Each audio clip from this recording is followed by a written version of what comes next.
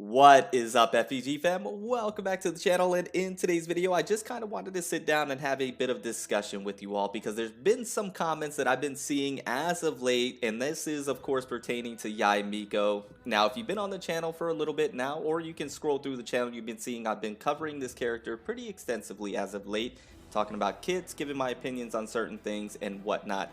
Now, if you've known me and you've been on the channel for a little bit as well, you know I like to do these things, speculate on characters that are not yet in the game but going to be releasing. Why do I like to do that? Well, it leads to conversations like these that I like to have with you all, and I think it gets the community, at least my community, engaged, and it allows you to give your thoughts and opinions, and everybody has their right and are entitled to such an opinion. It's your own subjective one. But I've been seeing some comments, and this is what it's in reference to, basically already stating that Yae Miko is going to be trash or she's not going to be good. Now, once again, everybody's entitled to their own opinions, but I find it hard to believe that you can write a character off already without even using them in game, without them being officially released. Now, let me explain myself.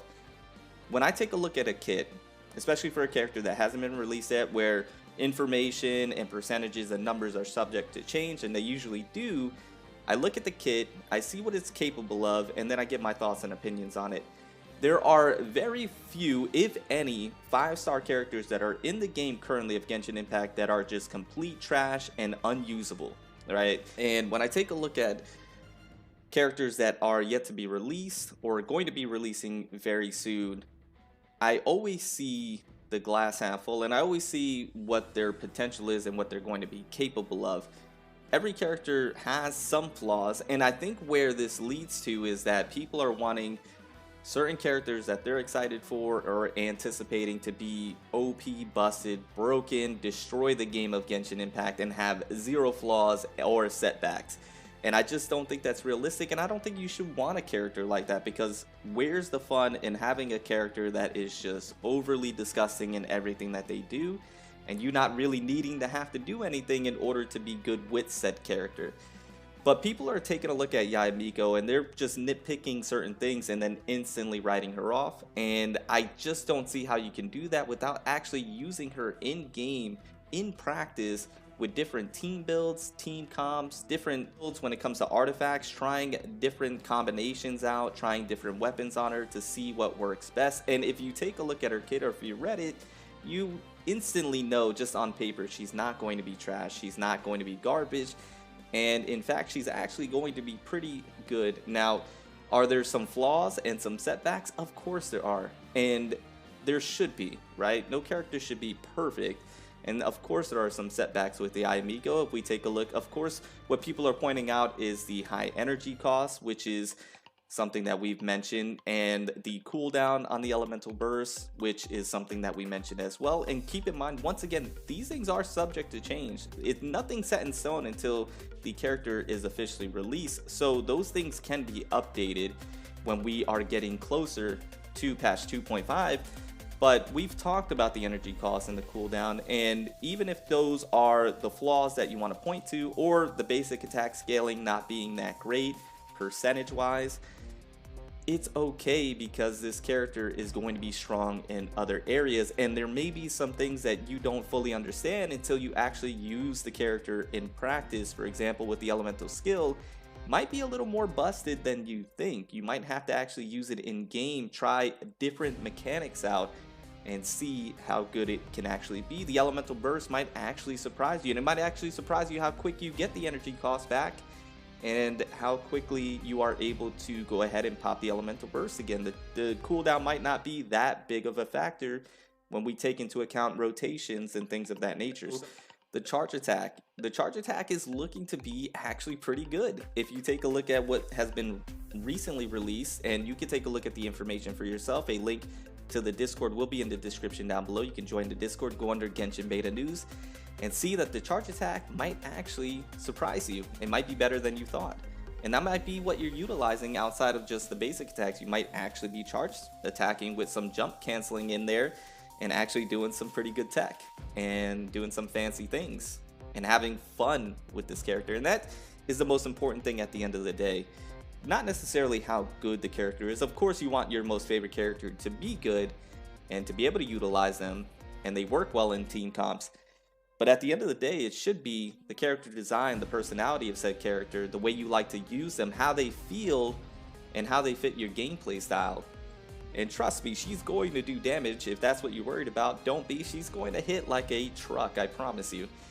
But you can be concerned about certain things that you see within her kit. And once again, it's your own subjective opinion. If you feel as if the character is going to be trash or garbage, you can state that, but I don't think you should definitively state that until you actually use the character in game and you see what she's capable of. If she comes out officially in patch 2.5 and she's utter trash, I'll let you know, I promise you, and you can let us know as well. Then you can make that definitive statement, but try not to do that until she officially releases. For example, for myself, I try not to hype the character up too much, right? I talk about the character, I'm excited about the character, but I try not to use words like broken, OP, and things of that nature, because we don't know until you officially use them. And those are things that we just have to reserve for the time being. So those are the things that you should do as well if you have, some negative things to say about the character. Until then, just wait and see. And just be a little patient, that's all. Anyways, I want to know your guys' thoughts and opinions on this topic. I want to know how you guys feel about Yae Miko as a whole, if you've seen her kit, or if you've seen what she's all about. Just something that I wanted to talk about with you guys, because I've been seeing that floating around. And like I mentioned, this is kind of clockwork. This is something that happens every time. We just had it with Shenhe. Everybody was saying, not everybody, let me take that back. A lot of people were saying that Shenhe was not going to be good, that she's going to be trash, that the supporting capabilities are not that great, and things of that nature. Yet she comes out and she's utterly amazing for what she's supposed to be doing, what she was designed to do. She's amazing at it, right? And I think she exceeded a lot of people's expectations. The same with the Raiden Shogun happened. We had the same thing with the Raiden Shogun. Doesn't work with Beto. She's not going to be that strong. The energy that she provides back is not going to be that great. She's not going to be that great of a battery. Lo and behold, she is phenomenal. Absolutely phenomenal. They said the same thing about Kazuha, Ganyu. The list goes on and on, right? Hu Tao, the attack is too low. The list goes on and on. It happens, right? This is clockwork. I love this, actually. It makes me laugh. It makes me smile. I love seeing it because the Genshin community is a trip, to say the least. But I just wanted to talk about it because I don't want people to make definitive statements. Or if you're new to the game of Genshin Impact and you see people saying so-and-so character is trash, especially for ones that are not even released yet, test it out for yourself. Test it out for yourself. That's why the test runs there. And you can see if you do indeed believe what those people are stating and you agree with them, or you have your own opinion on the character. Anyways, I'm going to get on out of here.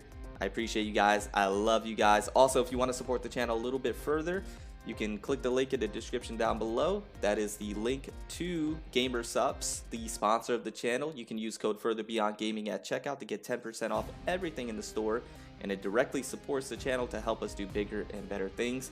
And I appreciate you guys. If you do get anything over there, means the absolute world to me. Thank you, thank you, thank you. I appreciate it. And I'm going to get on out of here.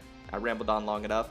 I'll see you in the next one. Remember to stand out, be different, have fun, go further beyond in literally everything that you do.